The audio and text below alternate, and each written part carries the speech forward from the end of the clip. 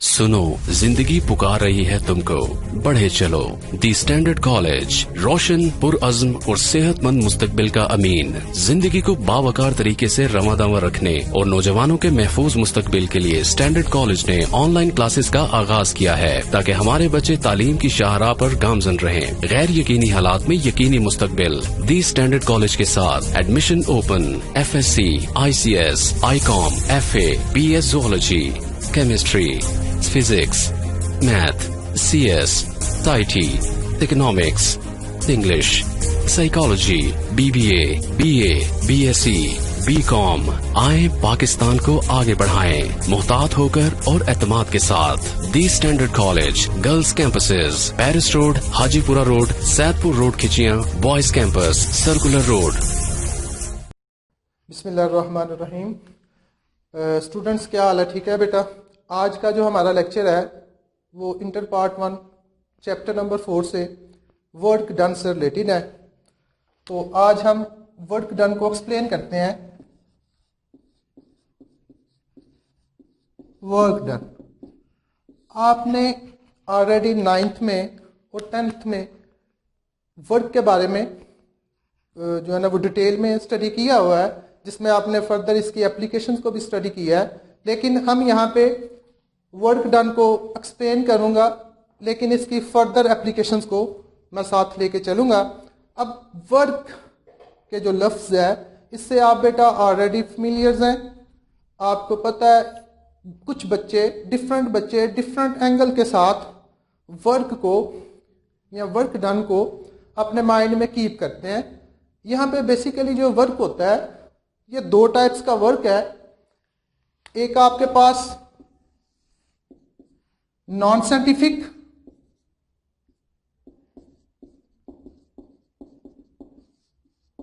Second आपके पास scientific work.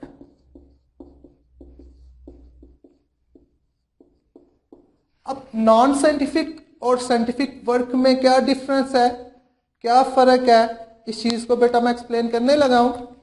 Non scientific work की मैं एग्जांपल देने लगा हूं। सपोज करते हैं एक पर्सन जो सुबह से लेके शाम तक कंप्यूटर पे बैठ के काम करता है, और शाम के वक्त वो कहता है जी मैंने बहुत काम किया है और मैं थक गया हूं, तो वो नॉन साइंटिफिक वर्क है। और इसकी एक अनदर एग्जांपल हम यूँ लेते हैं कि एक बच्चे को या किसी को हम सुबह के वक्त बर्डन, एक बोझ उठा के उसे सुबह से लेके शाम तक हम एक जगह पे स्टैंड कर देते हैं, और वो थक जाता है, और वो भी कहता है शाम को कि मैंने बहुत काम किया है, मैं थक गया हूं। ये भी वर्क है, लेकिन ये नॉन साइंटिफिक वर्क है। अब हमने साइंटिफिक वे में वर्क को एक्सप्लेन करना है कि साइंटिफिक वे में वर्क क्या है। जैसे सपोज करते हैं कुछ लोग बहुत लेजी होते हैं, जैसे कि मैं हूं। अगर एक बच्चा जो मैं काम करता हूं वो भी सेम वही वर्क करता है, लेकिन वो नहीं थकता, लेकिन मैं 2 घंटे काम करने के बाद सेम वही काम मैं थक जाता हूं। तो अब मुझ में और उसमें क्या डिफरेंस है, इस वर्क को एक्सप्लेन करने के लिए हम मैथमेटिकल फॉर्म में वर्क डन को एक बेसिक फार्मूला की फॉर्म में हम इस चीज को देखेंगे कि वर्क होता क्या है। चले आए बेटा। हमारे पास साइंटिफिक वे में वर्क को मैं एक्सप्लेन करने लगा हूं। आपके पास डेफिनेशन है, the product of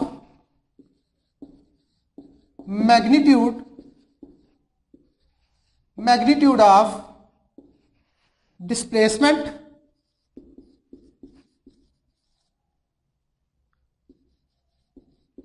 and magnitude of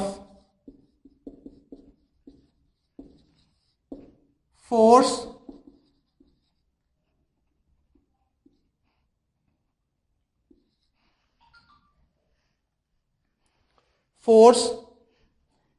in the direction of displacement is called work. हम उसको वर्क का नाम देते हैं। मीन कि वो कौन सा वर्क है मैथमेटिकल उसे हम मैं रिप्रेजेंट करने लगा हूं। वर्क इक्वल है मैग्नीट्यूड ऑफ डिस्प्लेसमेंट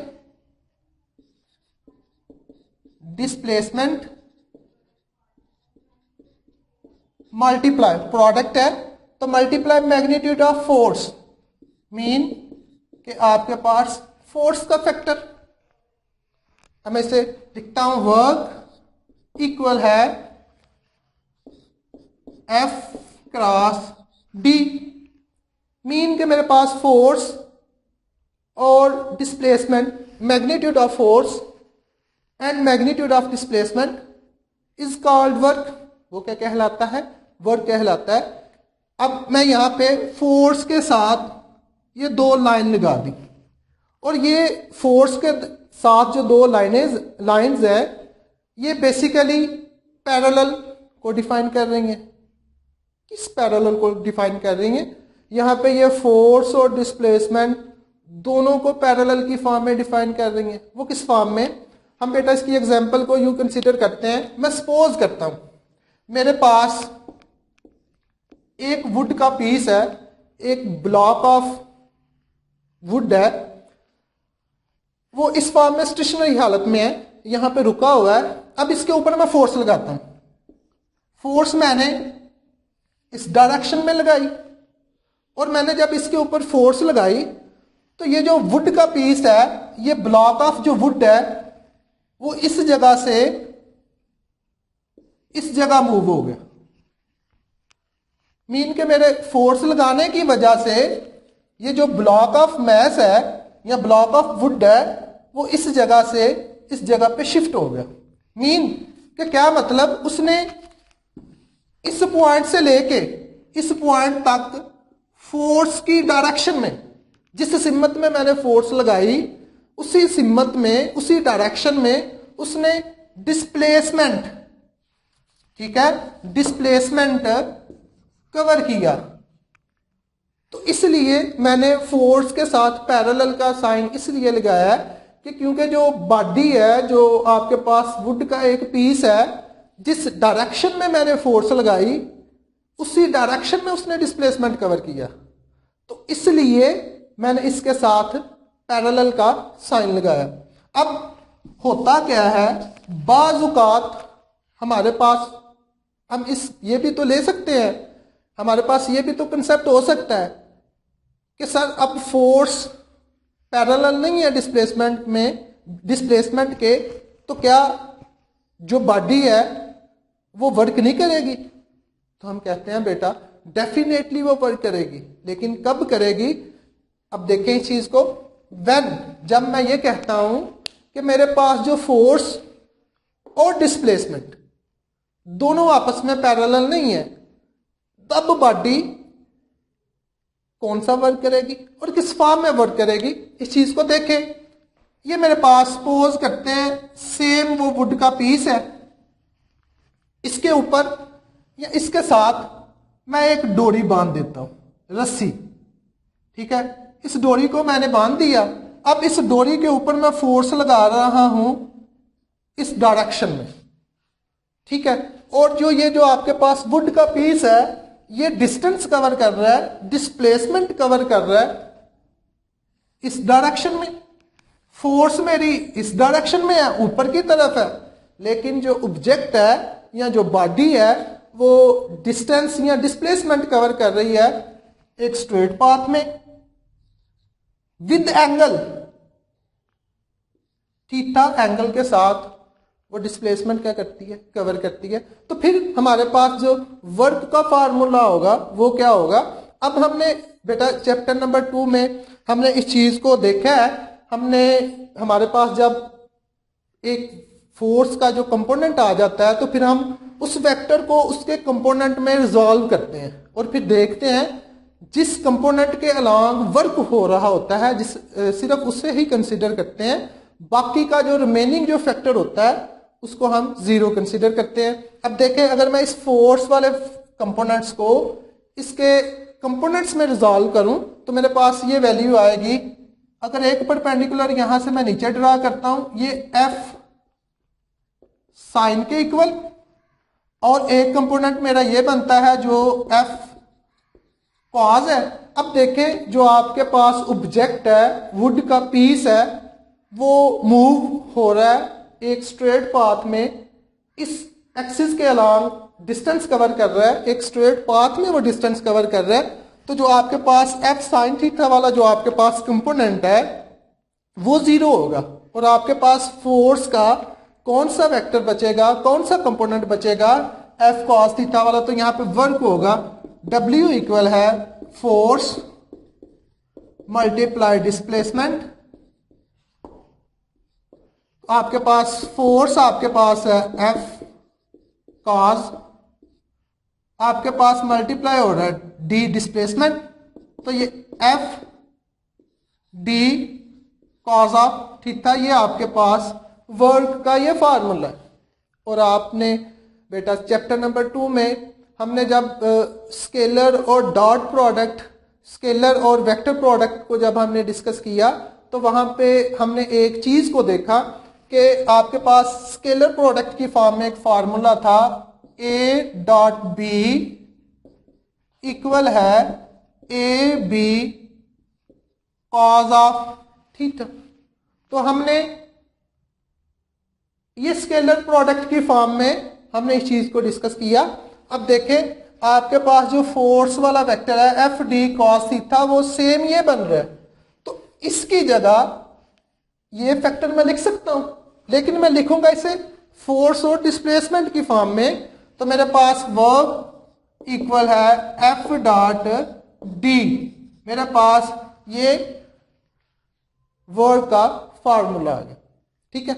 और ये फार्मूला एक मेरे पास ये और एक मेरे पास बी, ये दोनों फार्मूलाज कब यूज होंगे, किस कंडीशंस के ऊपर यूज होंगे, ये आप देख लें। ये आपके पास दोनों जो फार्मूलेज हैं ये इस फॉर्म में यूज होंगे जब आपके पास वर्क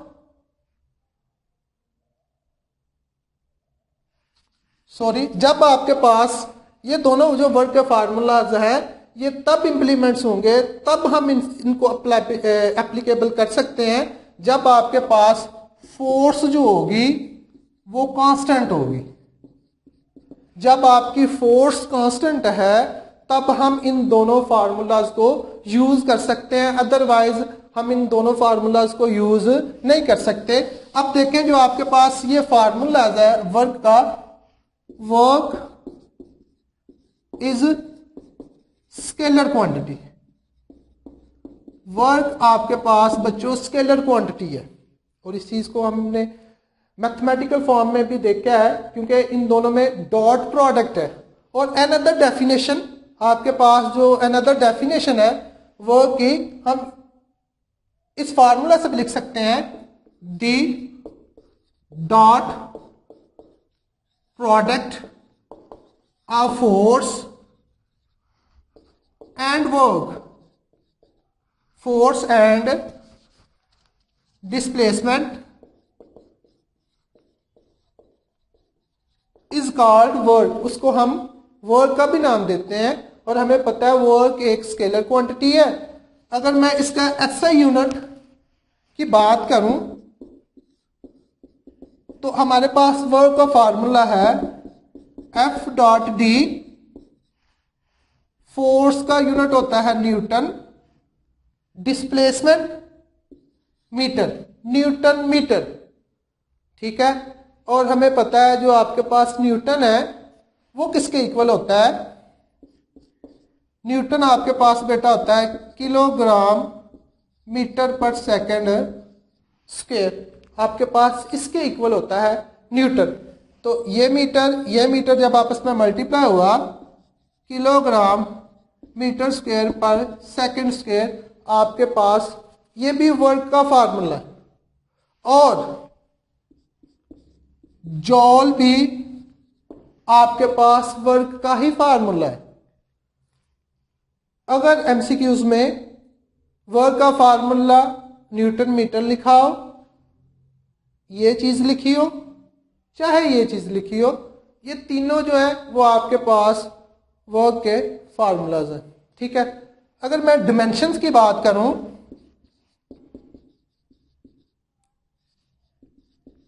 तो हम यहां से इस फार्मूला से डिमेंशन निकालेंगे और हमें पता है फोर्स की जो डिमेंशंस है, आप लोगों को बेटा पता होगा F इक्वल है MA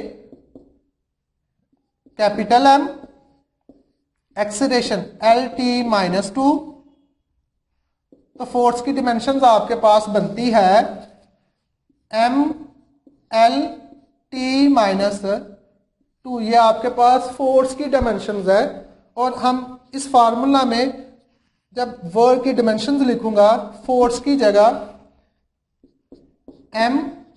MLT-2 डिस्प्लेसमेंट है, मीन के यूनिट इसका मीटर हुआ और इसको हम लेंथ की फॉर्म में लेके जाते हैं, मीन के इसकी डिमेंशन L, ये भी पॉजिटिव है ये भी पॉजिटिव है। जब आपस में पावर सेम हो सॉरी जब आपके पास बेस सेम होता है तो पावर आपके पास एड्स होती हैं, देन आपके पास ML2T-2 ये आपके पास डिमेंशंस है वर्क की।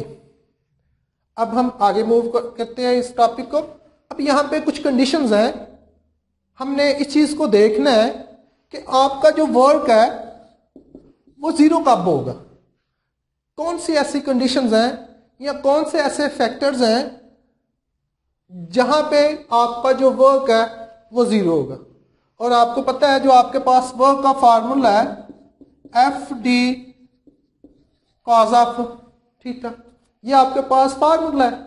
और देखना है कि वर्क आपके पास किन फैक्टर्स के ऊपर किन कंडीशंस के ऊपर आपके पास वर्क की वैल्यू जीरो आती है।